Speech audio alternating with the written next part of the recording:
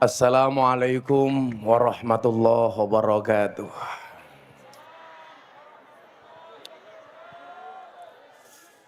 Alhamdulillahil qail.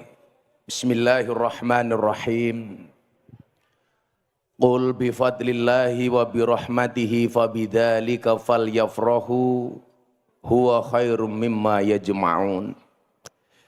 Allahumma salli wa sallim wa barik ala hadan nabiyil karim sayyidina wa maulana Muhammadin wa ala alihi wa ashabil mujahidin at-tahirin. Rabbi israh li sadri wa yassir li amri wahlul 'uqdatam min lisani yafqahu qawli, amma ba'du. Bapak Ibu warga masyarakat Pati rahimakumullah. Alhamdulillah malam hari ini saya sowan. Mudah-mudahan pertemuan ini membawa berkah. Terima kasih atas sabarnya, atas jujurnya, atas ikhlasnya mengadakan acara malam hari ini. Kok kabeh dibantingi kepiye to iki? Sabar itu pahit, jujur itu pahit, ikhlas itu pahit. Tapi yakinlah obat yang pahit itu justru menyembuhkan. Maka ingat, obat yang pahit saja menyembuhkan. Masa senyummu yang manis kok malah menyakitkan. Hidup ini memang kadang-kadang tidak sesuai dengan ekspektasi kita. Karena kadangkala Tuhan butuh menguji kesabaran kita. Contoh, menguji kesabaran panitia, kembang apik-apik dipreteli.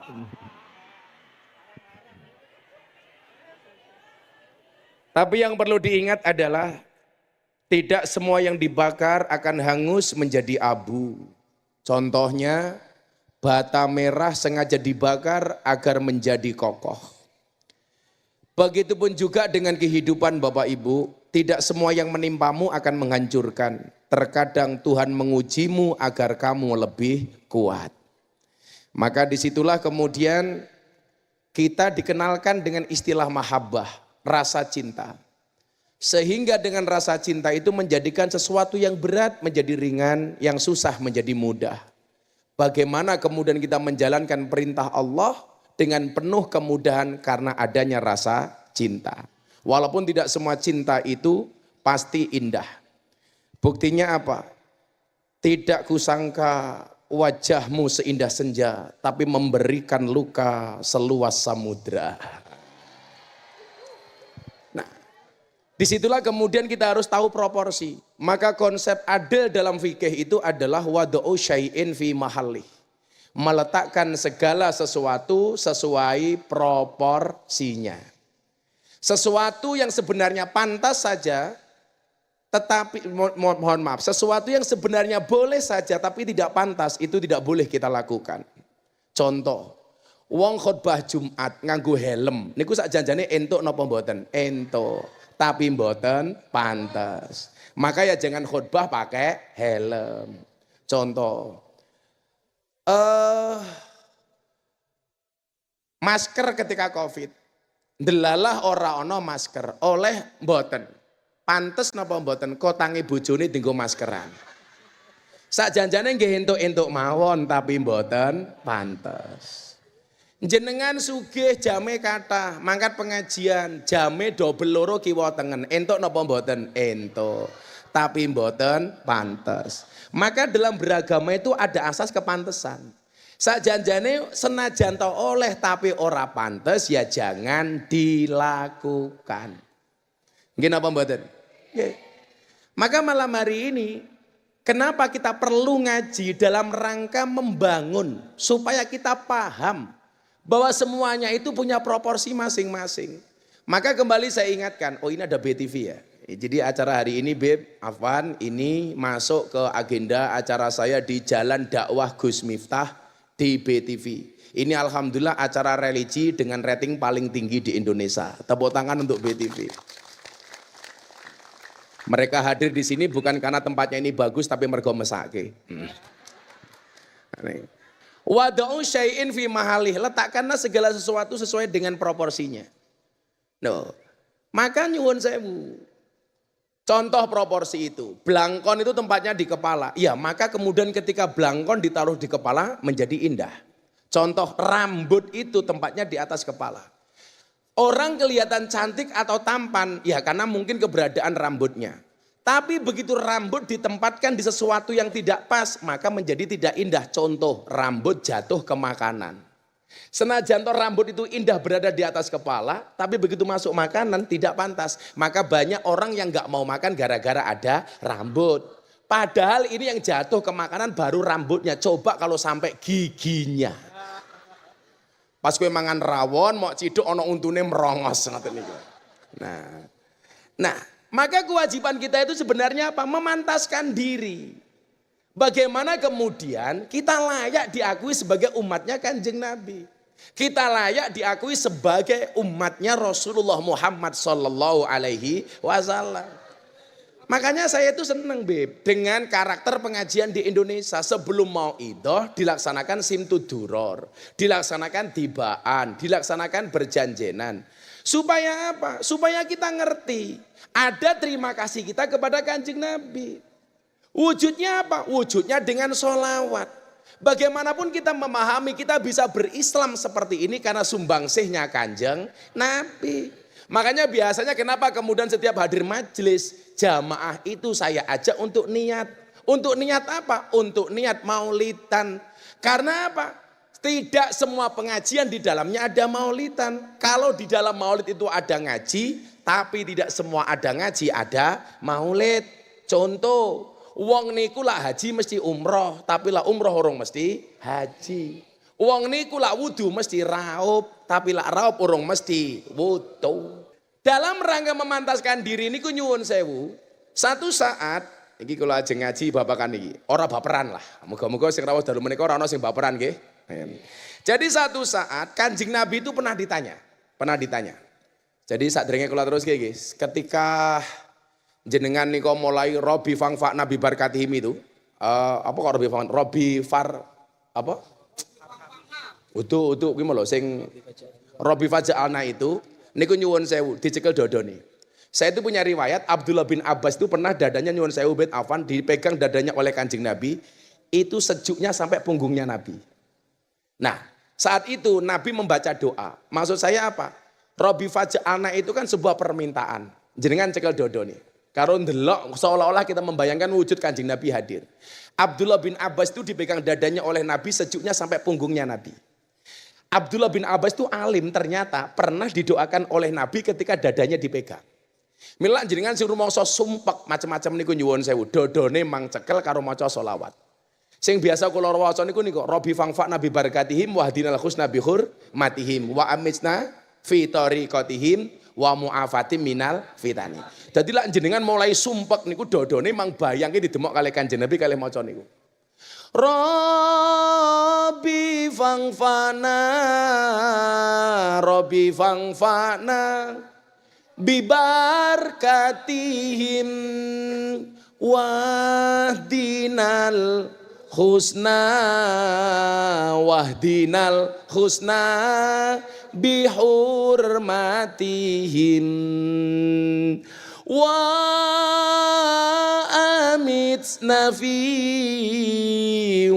amitna fi tariqatihim wa muafatim minal fitani. Ilang ruwete. Apa Habib Riza wa selawatan Robi Faja'alna dicekel nih. Lah ketika Abdullah bin Abbas niku dicekel dodone kali Kanjeng Nabi, kenapa dia menjadi orang yang sangat alim? Ternyata ana dongane. Lah dongane iki jenengan waca lak nyekel dodone anake. Anake mangkat sekolah, pamit tidak hanya disangoni duit tapi disangoni donga. Apa doa yang dibaca oleh Nabi? Diwaca bareng-bareng. Sesuk-esuk diprakteknya anaknya berangkat sekolah, pegang dadanya, baca doanya Nabi kepada Abdullah bin Abbas. Diwaca bareng-bareng. Bismillahirrahmanirrahim. Bismillahirrahmanirrahim. Sing nggawa anak dicekel dodone anake, aja nyekel dodone tanggane. Allahumma uhsyu jaufahu hukman wa ilman. Allahumma uhsyu jaufahu hukman wa ilman. Allahumma uhsyu jaufahu hukman wa ilman. Itu artinya apa Bapak Ibu? Ya Allah ya Rob, isilah perutnya dengan kebijaksanaan dan ilmu pengetahuan. Kita itu sering anak dikasih uang saku duit tapi lupa didoakan. Nanti jenengan kondur anaknya tidur, pegang dadanya diselawati dulu. Allahumma sholli ala sayyidina Muhammad wa ala ali sayyidina Muhammad. Allahumma usyu jaufahu hukman wa ilman. Allahumma usyu jaufahu hukman wa ilman. Keren. Solawati, ya Allah ya Rabb, mudah-mudahan anakku seperti Abdullah bin Abbas. Al-Fatihah mandi. Bapak nggih ngoten, duwe bojo cangkeme cerewet gampang turu cekel cangkeme. Ya Allah, shallu ala Nabi Muhammad. Nah Bapak Ibu rahimakumullah. Salah satu bentuk yang perlu kita pantaskan itu apa? Hati kita. Kita seringkali berlomba-lomba memantaskan fisiknya. Buktinya apa? Mau berangkat pengajian dandan sing ayu-ayu. Bahkan mungkin lebih lama dandane tinimbang ngrungokke pengajiane. Allah rupamu lagi lho sing ngarep dhewe kipas-kipas. Dia itu kipas-kipas bukan karena takut sumuk, bukan.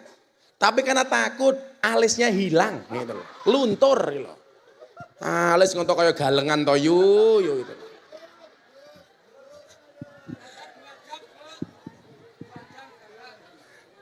Ya. Kita itu kalau mau lebaran coba. Pertama kali yang diingat apa? Ya baju lebaran. Baju lebaran semuanya harus baru. Padahal diingatkan laisal id liman labisal jadid. Walakinnal id liman ta'atuhu tazid. Lebaran itu bukan baju baru, tapi imannya yang baru, takwanya yang baru. Tapi faktanya coba, yang bertambah lebaran bukan imannya, tapi bajunya, tapi jilbabnya. Dan karakter perempuan dimanapun sama. Jilbab sak lemari, tapi berangkat ngaji mesti sambat jare nih randuwe jilbab. Loh, lawang lanang ki simple, paling peci siji, sarung siji, baju siji. Makanya lebaran itu yang banyak baru rata-rata perempuan bukan laki-laki. Karena laki-laki punya prinsip baju baru untuk istri, jilbab baru untuk istri, makanan baru untuk istri, perhiasan baru untuk istri. Laki-laki yang penting istrinya baru. Itu lebih penting. Setuju ibu-ibu? Silakan Anda pakai baju baru asalkan suami punya istri.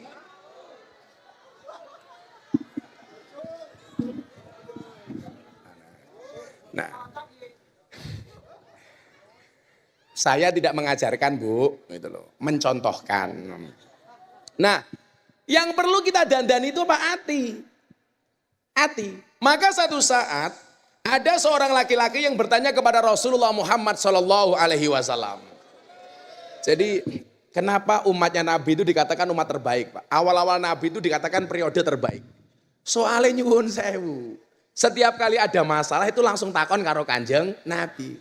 Jadi hampir semua masalah itu terjawab karena sing takon sahabat, sing jawab Kanjeng Nabi. Lah ini makanya sekarang problem umat itu semakin besar. Kenapa? Problemnya semakin banyak tapi kapasitas dai-nya hanya seperti Miftah. Ini problem. Kalau dulu ada masalah yang jawab siapa? Langsung Nabi. Makanya Nabi itu orang yang tidak pernah lupa, tapi kadang-kadang oleh Allah didesain untuk lupa. Lah Kanjeng Nabi itu nggak mungkin lali, Pak. Tapi kadang-kadang Allah perlu mendesain Kanjeng Nabi untuk lali. Supaya apa? Kalau nanti umat punya problem yang sama, wis duwe contoh kaya Kanjeng Nabi. Contoh, Nabi itu pernah sholat duhur 2 rakaat. Begitu selesai didatangi sama sahabat, Kanjeng Nabi, apa ini syariat baru? Kok tumben sholat duhurnya 2 rakaat? Begitu Nabi melakukan itu langsung kembali ke masjid nambahi 2 rakaat. Sehingga hari ini kalau ada umat delala salate lali mung 2 rakaat kuwi duwe contoh kaya contone Kanjeng Nabi. Contoh malih. Nabi itu kan jarang kok subuh kok kawanan kaya awake dhewe niki lak jarang. Lah kelas tiyang kaya niku lak ya subuh mon usul ini tambahi usul li fardhu subhi kawanan lillahi taala. Wis jam 4 Kanjeng Nabi ngantuk. Dawuh karo Bilal bin Rabah, si muadzin yang paling viral. Bilal, kamu jangan tidur, saya ngantuk, nanti subuh saya dibangunkan. Bilal enggak apa-apa Nabi, saya akan jaga. Nanti waktunya subuh, saya akan bangunkan Nabi. Ndelalah baik Bilal melu keturun. Ikut-ikutan tidur, begitu bangun matahari sudah agak tinggi, diperkirakan jam 9 pagi. Kamongko urung sholat subuh. Kanjeng Nabi bangun, Bilal, katanya kamu mau menjaga tidur saya, kenapa kamu kok malah ikut-ikutan tidur? Halah Nabi wong jenengan mawon ngantuk napa meneh kula. Akhirnya napa? Disitulah kemudian kita diajarkan sholat subuh dengan cara qadha. Kalau nggak ada contoh kanjeng Nabi kesiangan Pak, kita bingung kalau tangis siang sholat subuhnya bagaimana. Jadi kanjeng Nabi salah mawon itu ada hikmahnya. Maka kanjeng Nabi itu sebenarnya nggak pernah lupa, tapi oleh Allah kadang-kadang diserisan untuk lupa. Lah ini satu ketika ada sahabat bertanya begini kepada Nabi. Nabi, akhlak yang baik menurut Nabi itu seperti apa? Nah, ini kan halal bihalal dong, nggih? Nggih. Halal bil halal. Maka hari ini yang datang minta maaf, saya maafkan. Yang datang minta THR, saya minta maaf.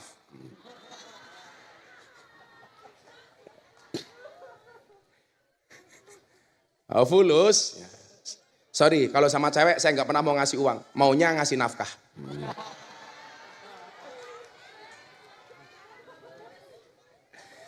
Lah tak nafkah itu kaya ngene ya rugi aku.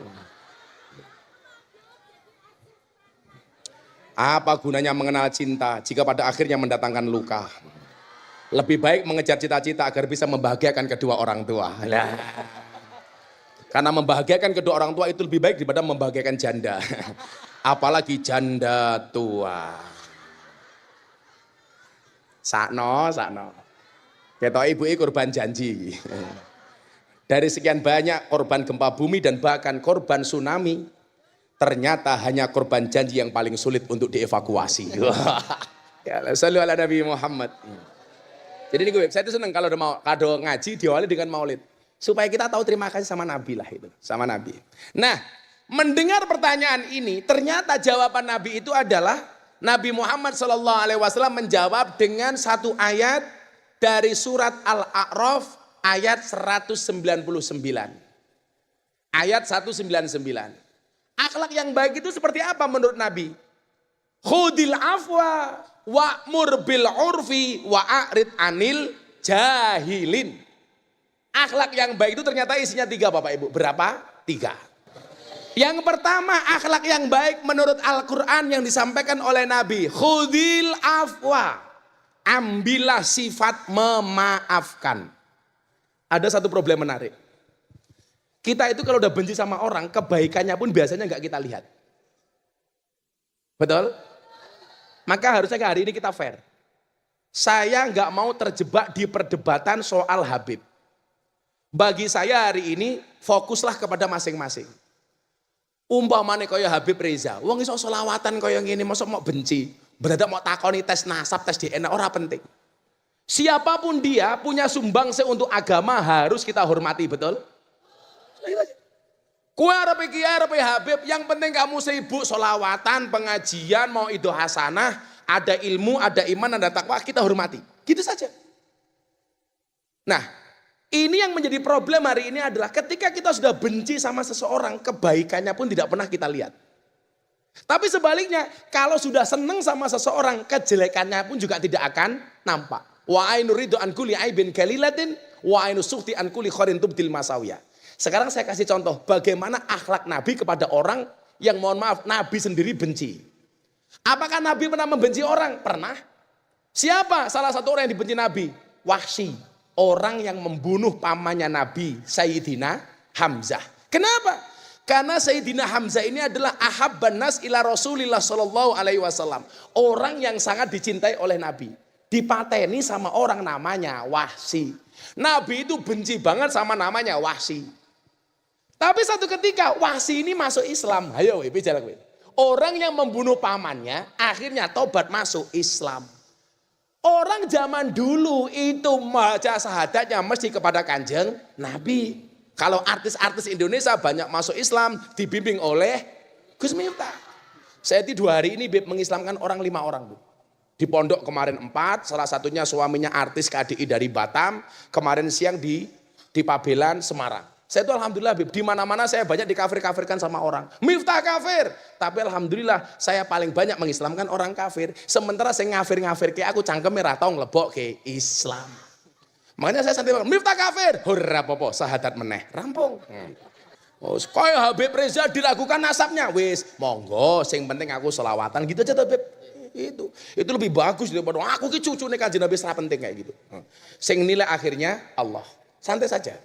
Dan jenengan ra usah banding-bandingin pun. Saya itu paling enggak suka banding-bandingin. Aku senang sama Habib itu, enggak suka dengan kiai itu. Saya suka dengan kiai itu, enggak suka dengan Habib itu. Saya suka dengan Gus ini, enggak suka dengan Gus itu. Enggak ada hak kita untuk membanding-bandingkan, betul? Seneng ngaji tanpa harus membanding-bandingkan kiai. Mungkin apa mboten? Apa meneh jenengan tiyang ganjen mriki. Apa? Kayen kok ganjen ki lho. Kayen. Nah, Bolo Agung. Pati niku nyuwun sewu. Jadi pati itu anomali. Anomalinya di sini. Pati itu gudange kiai tapi ya gudange dukun ngono lho. Ampuhe pati di situ itu. Jadi ampuh pati ini. Gudange kiai ya gudange dukun. Gudange kiai lumrah mergo pati itu punya saridin. Duwe saridin. Makanya dari tadi saya nggak minum degan ini. Saya khawatir jangan-jangan ono lele nih. Lah dibuka ana lelene lah dikira aku Saridin kok malah aku. Kita punya Mbah Abdullah Salam, kita punya Mbah Sal dan macam-macam. Tapi nyuwun sewu dukune ya akeh. Mila ning pati iki kuat-kuatan. Kuat dukune apa kuat kiyaine. Itu mbiyen, tapi alhamdulillah sakniki mawon ketua PWNU saking Pati Gus Rozin. Alhamdulillah. Nah, akhirnya apa? Si Wasi ini masuk Islam. Nabi, saya masuk Islam, saya tobat. Apakah tobatnya si Wasi diterima? Diterima. Sing Islam ke Wasi siapa? Ya Nabi. Tapi secara basariah, secara kemanusiaan, Nabi itu tidak sanggup kalau ketemu dengan si Wasi. Kenapa? Karena setiap kali melihat si Wasi, Nabi Muhammad ingat dengan pamannya Sayyidina Hamzah. Maka kemudian yang dilakukan apa? Nabi mengatakan kepada Wasi, Islammu saya terima, tobatmu saya terima, tapi tolong jangan sering-sering ketemu saya. Ini fair, Pak. Ora seneng karo wonge, tapi Islam kebaikannya diterima. Mong nyuwun sewu, secara basariah Nabi nggak sanggup kalau melihat wajahnya si Wasi. Caranya bagaimana? Wasi, tobat Anda saya terima, tapi tolong jangan sering-sering ketemu saya. Kanjeng Nabi mendudukkan perkara secara fair. Islamnya Wasi tetap sah. Kebenaran dari Wasi tetap diterima. Walaupun secara kemanusiaan Nabi nggak sanggup ketemu dengan si Wasi. Yuk kita contoh sikap Kanjeng Nabi kepada Wasi.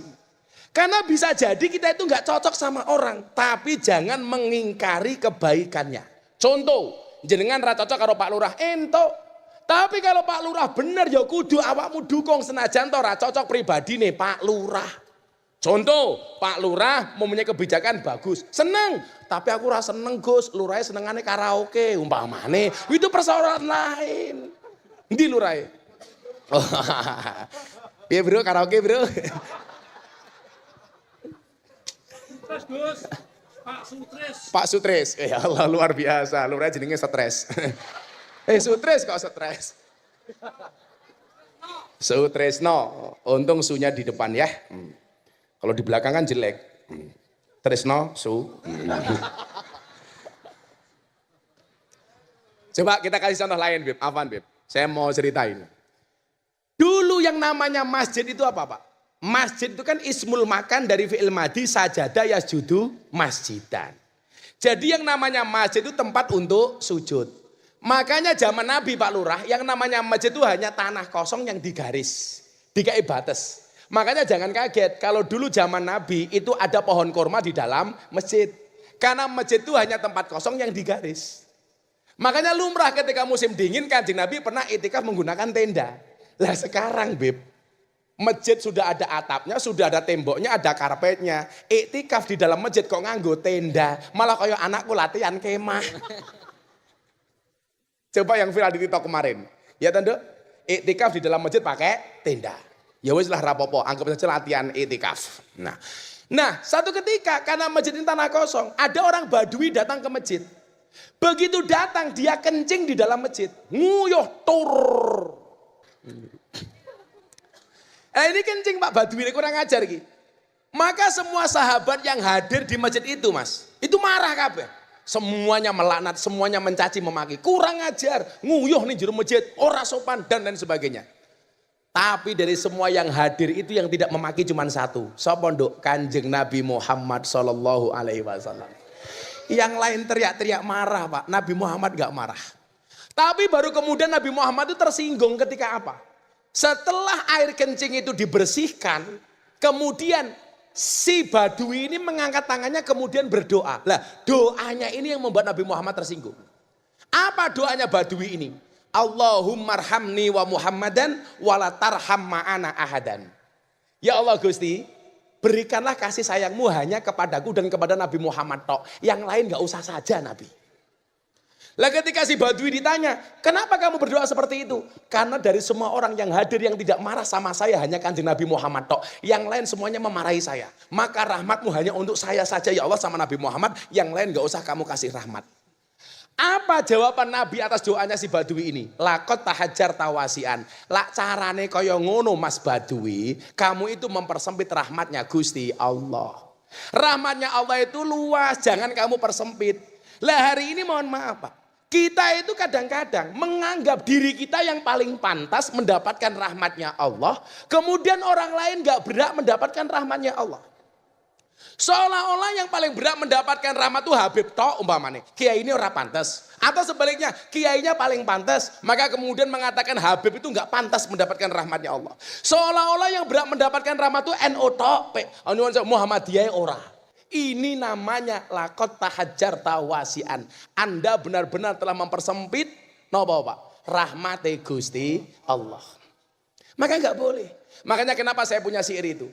Ada NU, ada Muhammadiyah, ada Muslimat, ada Aisyah, ada Aisyah. Semua akur jaga ukhuwah Indonesia makmur rakyatnya berkah. Kaya kono ora diaminke ya Allah. Telat malaikatnya minggat kesuwen. Kabeh akur jaga ukhuwah Indonesia makmur rakyatnya berkah. Salatullah.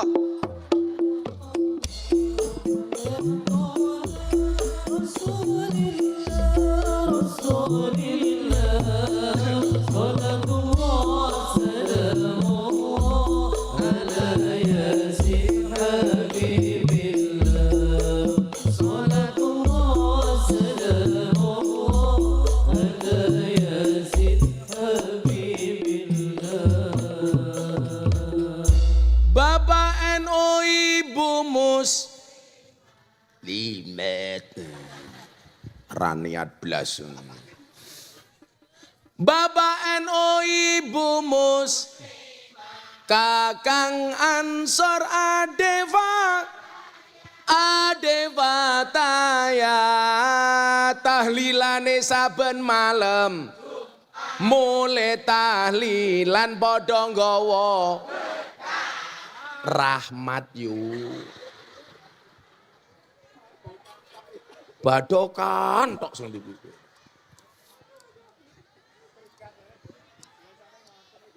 Rahmat napa berkat?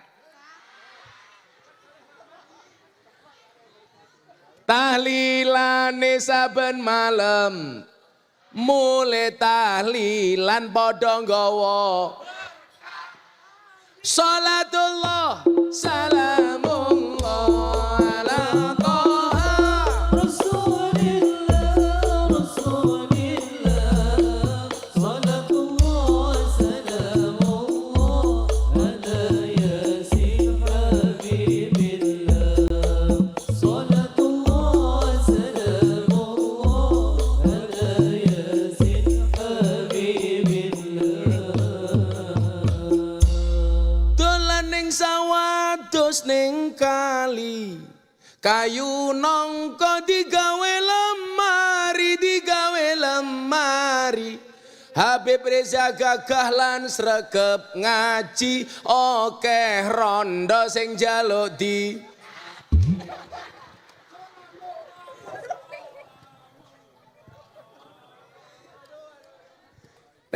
Nomor 1 khudil afwa. Jangan menganggap rahmat Allah itu hanya pantas untuk kita. Ini ceton nih Pak. Ini mempersempit rahmatnya Allah. Contoh ngeten nggih. Kita itu sering kalau kita salah, kita memahami bahwa Allah itu Ghafir, Maha Pengampun. Kalau kita berbuat dosa, oh serapopo, Allah itu Maha Pengampun. Tapi kadang-kadang kalau orang lain yang salah, kita seolah-olah mengatakan apa? Bahwa Allah itu syadidul iqab. Allah itu seolah-olah galak. Tidak Maha Pengampun. Makanya saya itu mohon maaf Pak, saya punya masalah dengan Allah itu jauh lebih sepele dibandingkan punya masalah dengan manusia. Soalnya apa? Allah itu Maha Pengampun, tonggomu Maha Pengingat. Lan duwe masalah kali Allah niku enteng. Nggih napa mboten Bu? Wis lan duwe masalah kalau Allah niku waton tobat rampung. Nggih napa mboten? Tapi lan duwe masalah kali menungso abot. Soalnya apa? Hari ini kita hidup di satu zaman di mana punya masalah sama satu orang, yang ikut judes 5 orang, yang ikut benci 15 orang, sing gosip wong sak kampung. Sing seneng gosip biasanya ciri-cirine jilbabe coklat.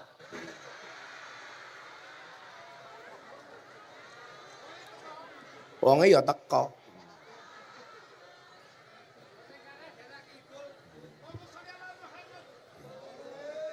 Lah sing jilbabe ijo insyaallah lah. Luweh parah. Makanya hati-hati, Anda yang suka membicarakan orang lain. Imam Syafi'i dawuh ngeten. Lisanuka la tadkur bihi auratamriin.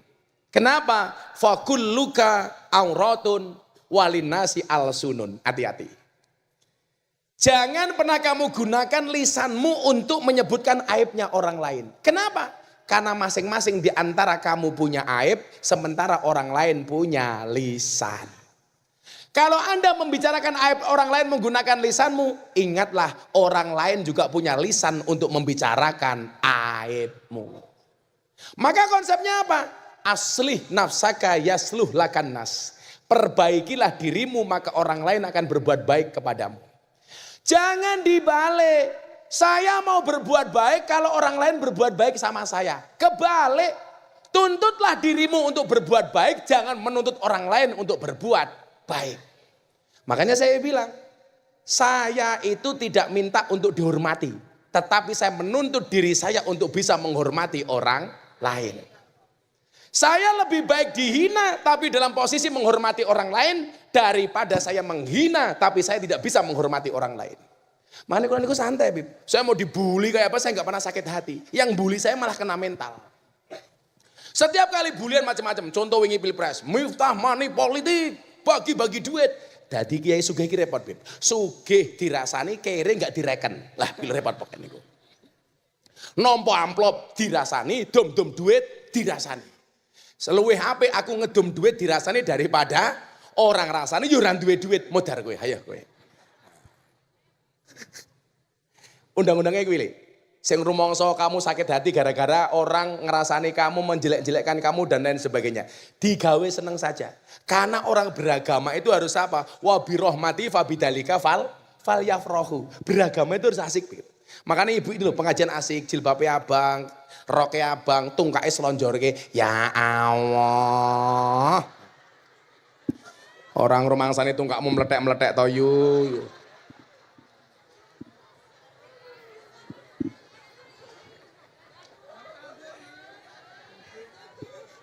Ketoke bar tandur cah iki ya Allah. Lak mulus nu mending. Meletek-meletek. Buah belimbing, buah pisang, raine glowing, kakinya belang-belang, kakinya belang-belang. Buah belimbing di atas ketek, raine glowing tungkae.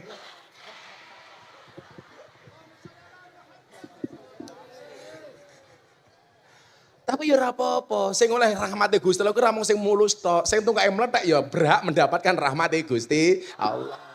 Mila jenengan tak dongake yo Mbah, muga-muga rahmate Gusti Allah teko bersama Israel.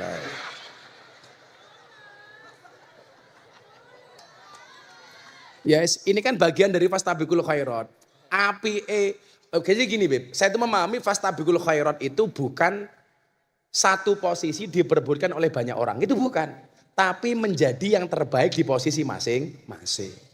Pak Camat karo Pak Lurah ya terbaik sesuai dengan versi mereka. Karena nggak mungkin kinerja Pak Lurah disamakan dengan Pak Camat.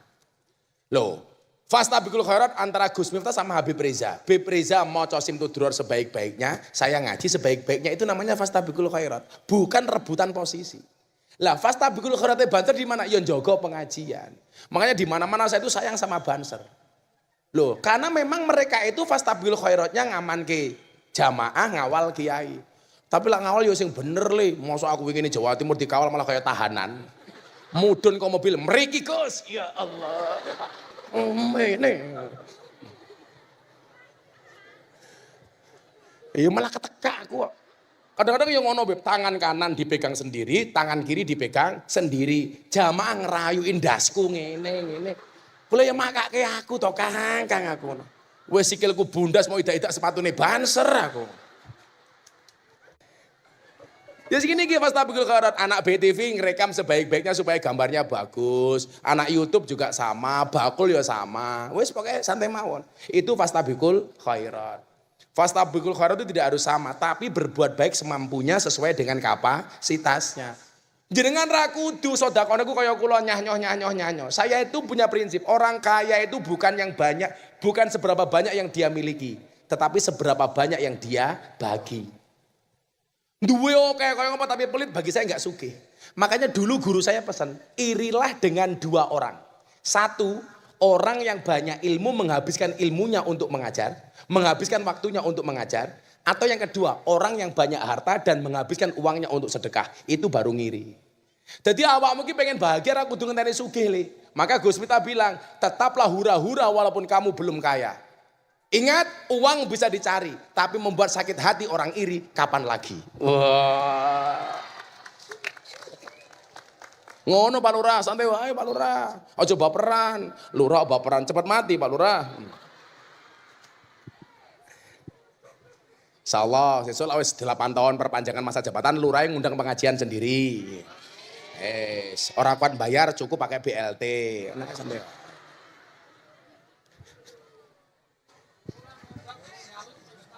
Syukuran ngundang Gus Miftah.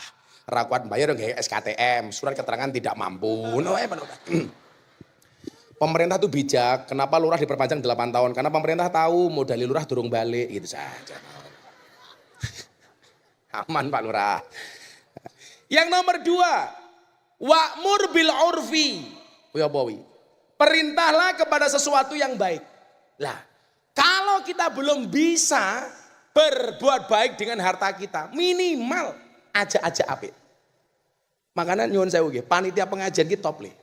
Iki sing panitia itu yang kalungan-kalungan kaya sapi kurban kuwi tak kandhani. Jangan menghinakan panitia pengajian. Wis, langsung dicopot oleh. Kita itu punya guru hebat di Jakarta, namanya Habib Mundir Al-Musawwa. Habib Mundir ini pernah menggelar maulid di Monas yang hadir ratusan ribu orang. Kita tahulah Habib Mundir. Selesai majelis besar, Habib Mundir itu seneng banget. Kenapa? Berhasil membuat acara maulid memuji Kanjeng Nabi dihadiri ratusan ribu jamaah. Beliau berpikir ini pasti Kanjeng Nabi seneng dengan Habib Mundir. Atas apa yang telah beliau lakukan dan dedikasikan. Delalah sare tidur. Habib Mundir itu orang yang sering mimpi ketemu Kanjeng Nabi. Tapi mohon maaf Habib, afwan banget karena saya cinta dengan Habib Reza, dengan Habib Yasin. Gak usahlah kita itu kadang-kadang terlalu hiperbola menceritakan mbah-mbah kita dulu.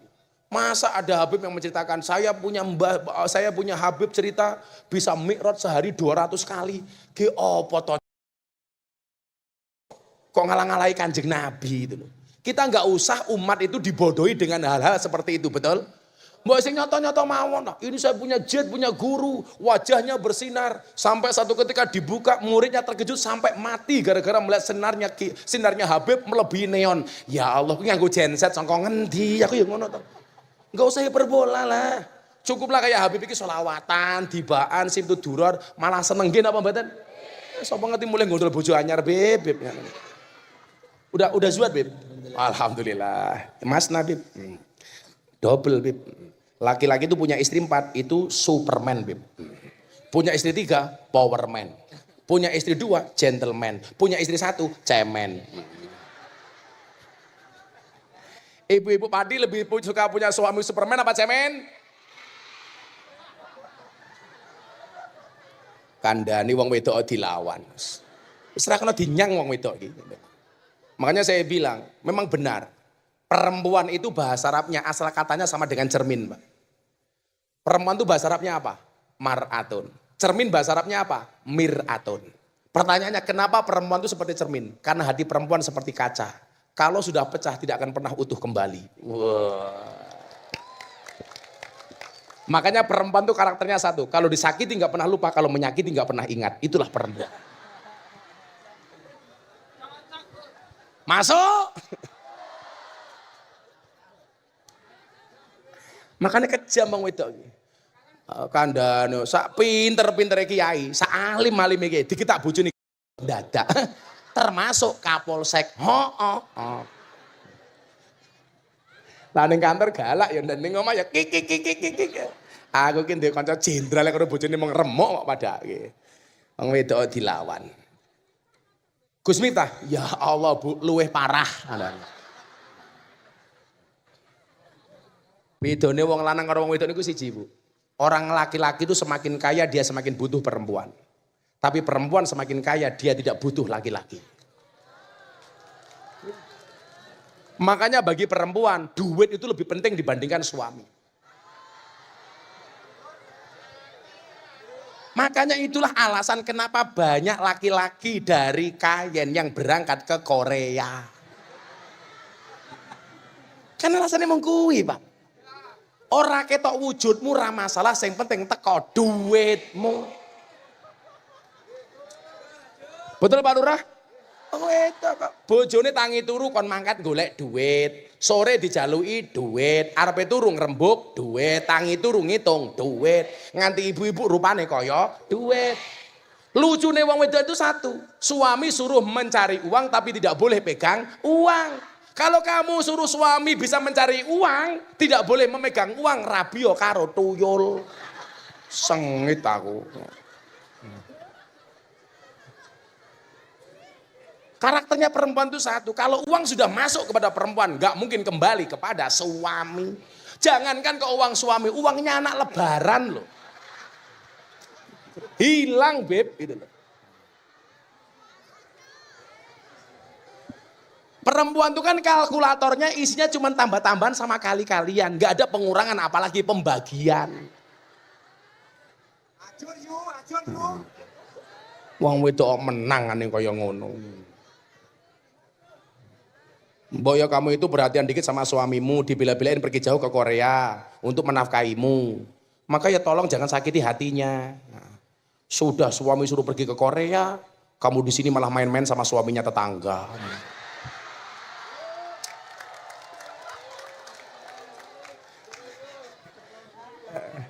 Wonge ya teko. Ya melu bengok. Jilbabe biasanya ireng.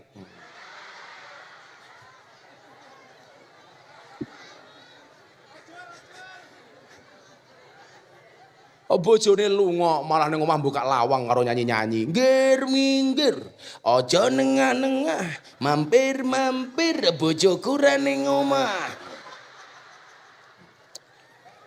Sutresno liwat. Oke.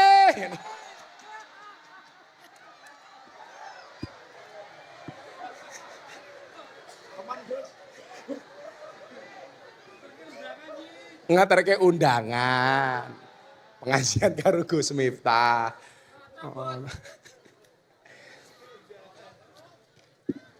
Jadi jihadnya laki-laki itu mencari nafkah sampai ke Korea. Jihadnya istri itu apa? Menjaga kehormatan rumah tangga. Semuanya itu punya jihad masing-masing. Masa ada kejadian di Jawa Timur, istrinya bekerja di Hong Kong, suaminya di rumah gendaan. Padahal dia makan dari istrinya. Mila kula niku pesen banget nggih. Kanca-kanca iki lak iso kerja ning Korea rasa suwe-suwe. Begitu punya uang ditabung, bikin usaha di rumah.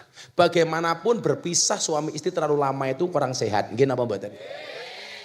Karena memang undang-undangnya yang keluar rumah itu suami bukan istri, Pak. Karena ketika Nabi ditanya begini, Nabi bagaimana Anda membagi antara rumah tangganya Sayyidina Ali dengan Siti Fatimah? Bagaimana Anda membagi tugas antara Sayyidina Ali dengan Fatimah? Lu malah cengengesan tak ajar loh gue. Orang lucu kok guyu men saya iki.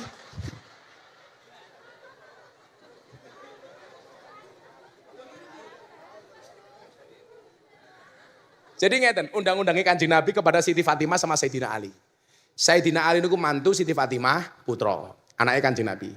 Qada Rasulullah sallallahu alaihi wasallam ala ibnati Fatimah ala ibnati Fatimah. Beliau membagi tugas untuk Siti Fatimah untuk ngurusi urusan di dalam rumah. Wa Ali bi kharijim minal bait, sementara Ali itu untuk ngurusi urusan di luar rumah. Pertanyaannya begini, berarti kalau berdasar hadis ini sebenarnya perempuan boleh bekerja enggak? Sebenarnya boleh, tapi kalau bisa jangan jauh-jauh dari rumah.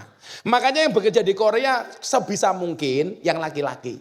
Perempuan gak usah ke Korea. Tapi lah kepepetnya itu urusan jenengan lah. Kulo ngomong sak tenane.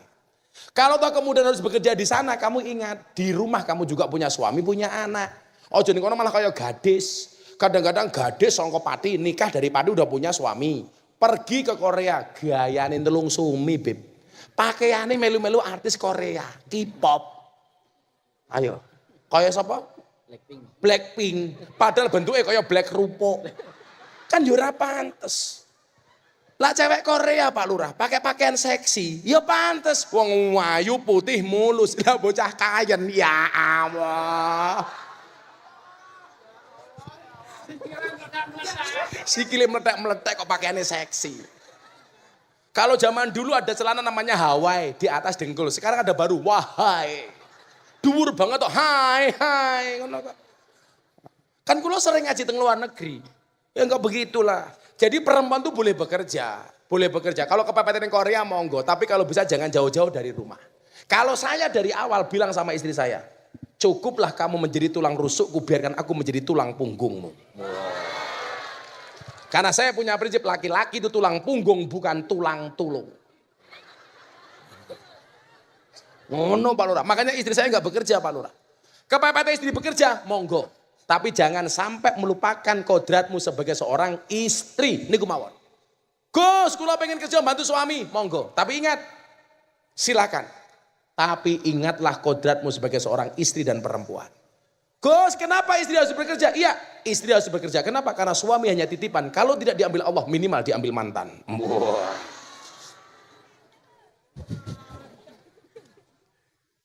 Arek kerja monggo. Tapi nyuwun sewu, tolong dijaga kehormatan rumah tangga. Lagi ini penak jawab, aku rondo kok Gus. Ya Allah. Jenengan rondo? Oh punya suami? Ya sudah berarti nggak boleh saya kasih uang, dosa. Mengganggu rumah tangganya orang lain. Saya nggak mau ngasih uang para perempuan, maunya ngasih nafkah. Fastabikul khairat ki aku ngaji kowe dodol ngono. Ngelar payu ya disyukuri. Kamu kan penjual es harus optimis, cepat atau lambat pasti cair.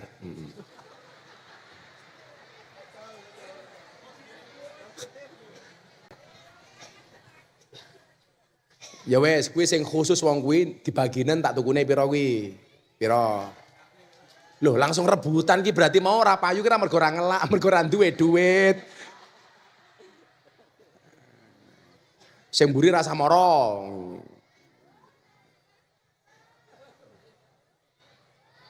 Langsung entek kok piye. Ya aku mulai ya, mulai. Piro? 75. Ya tak kei 100. Ya serkan oke. Wis yo piye-piye niku jihad nyukupi anak bojone kok. Wis ra apa-apa. Shallu ala Nabi Muhammad. Cek, icik loro meneh kok wis isuk banget ya. Kesel iki aku. Wa'mur bil urfi. Perintahlah untuk melakukan sesuatu yang baik semampune mawon. Kayak dalu menika. Saya minta satu hal malam hari ini untuk berbuat baik. Apa, Gus? Jangan tinggalkan sampah malam hari ini. Sing rumangsa nggawa sampah silakan dibawa pulang masing-masing. Setuju? Islam ki ngajarke an-nadhafatu minal iman, kok saben pengajian malah numpuk sampah. Nggih napa mboten? Sederhana saja, pungut yang ada di depanmu dan di belakang di bawahmu. Selesai. Saya itu malu, Bu, kalau pengajian di mana-mana. Begitu pengajian sampahnya berserakan di mana-mana. Yuk, hari ini kita wa'mur bil urfi, perintah baik. Berbuat baik itu enggak perlu abot-abot pun. Contoh, kalau memang orang kaya bisa sedekah dengan uangnya, orang miskin sedekah dengan apa? Dengan doanya. Dengan doanya. Gus, saya punyanya tenaga, dengan tenaga. Rumangsani pengajian sing ngragati bocah Korea. Ya wes, aku bantu mungut sampah yang ada di tempat saya. Kan selesai. Nggih mboten? Setuju? Malam hari ini habis pengajian gak ada sampah yang berserakan. Bawa pulang, tumpuk dari siji. Ini bagian dari wa'mur bil urfi. Diresiki. Saya itu Beb, Afwan, kalau pengajian di tempat saya, itu kan saya ada rutinan 2 kali. Sholawatan sama Bib Zaidan, malam Rabu Wage, sama malam Ahad Paing. Mujadah di Kul Ghafilin. Saya itu kadang-kadang kalau keluar, lihat makanan yang masih ada, itu nangis. Saya itu paling gak bisa melihat makanan dibuang. Makanya kalau ambil makanan, saya itu pasti bersih. Mesti bersih. Jangan sampai menyisakan makanan. Kudu resik. Itu bagian dari wa'mur bil urfi. Bu, biasakan resik. Ayo, saya pengen malam main tempat pengajiannya seresi raimu.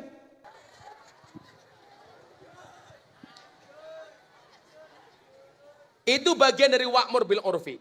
Kemudian yang ketiga, akhlak yang baik itu menurut Al-Quran adalah wa'arid anil jahilin. Abaikan orang-orang bodoh yang berbuat tidak menyenangkan. Ini ajaran untuk tidak baper, Pak Lurah. Lurah kira kena baper. Ojo baperan, ojo tersinggungan, ojo ngerekenan. Kita tidak bisa menuntut semua orang baik sama kita, betul? Kita itu siapa kok nuntut semua orang harus baik sama kita? Sebaik-baik kamu pasti ada orang yang tidak suka. Makanya santai mawon. Kok kamu dijatuhkan? Berpikir positif, berarti kamu tinggi. Kok kamu dijelekkan? Berarti kamu baik. Kok kamu dielek-elek? Kowe iki apik. Kok ada orang membaik-baikkan dirinya sendiri berarti dia jelek. Betul Bu? Wa'arid anil jahilin, jangan baperan.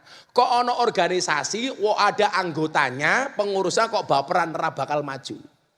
Duwe lurah kok baperan, ora bakal maju. Undang-undangnya jadi pejabat di Indonesia itu Pak Lurah. Kalau dia baik jangan minta untuk dipuji, kalau salah siap-siap dicaci maki. Camat ya ngono. Jangan minta dipuji, tapi siap dicaci maki. Bayangno, tanggung jawab Pak Lurah sak desa wong 5.000 abot, apa meneh tanggung jawab Pak Jokowi. Imam salat ngimami wong 50 mawon diprotes karo makmum, apalagi ngimami negara, ngimami salat baru mau salat diprotes. Rasa suwe-suwe, ngono kok piye? Mending le, wingi Jakarta imame iki ngguwaya karepe show off ning ngarepku. Ndelalah lali. Bismillahirrahmanirrahim. Inna mandek. Kita kan bingung, iki karepe inna angzana, inna atoina apa inna fatahna laka fatham mubina. Dibaleni meneh. Inna aku tambah mumet iki karepe ngomong apa? Saya nama telu balani meneh. Bismillahirrahmanirrahim. Inna akhirnya bocah cilik bengok. Inna lillahi wa inna ilaihi rajiun.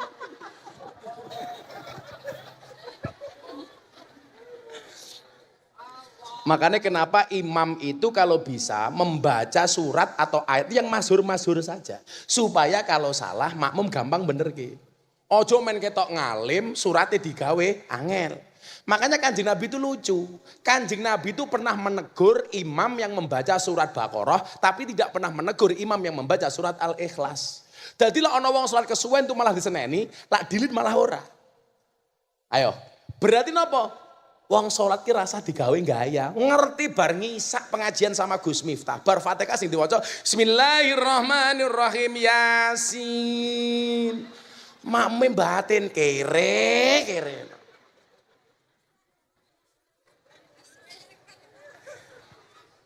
Pergi seono pengajian kok sing diwaca Yasin malah Qur'anil Hakim yo kesuwen.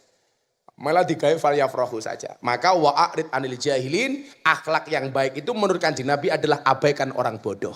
Orang mau ngomong apa silahkan, tapi jadilah yang terbaik.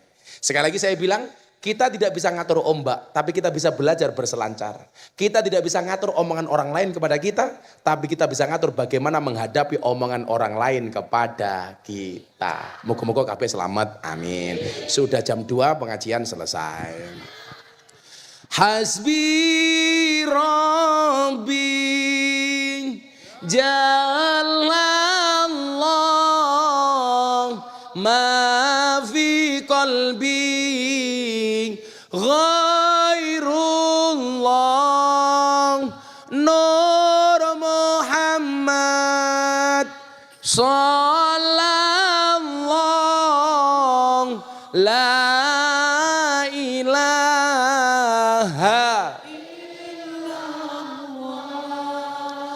Hasbi Rabbi Jalallah Ma fi qalbi Ghairullah Nur Muhammad Sallallahu La ilaha illallah Subhanakallahumma bihamdika asyhadu an la ilaha illa anta astaghfiruka wa atubu ilaik walhamdulillahi rabbil alamin. Seluruh panitia terima kasih. Assalamualaikum warahmatullahi wabarakatuh.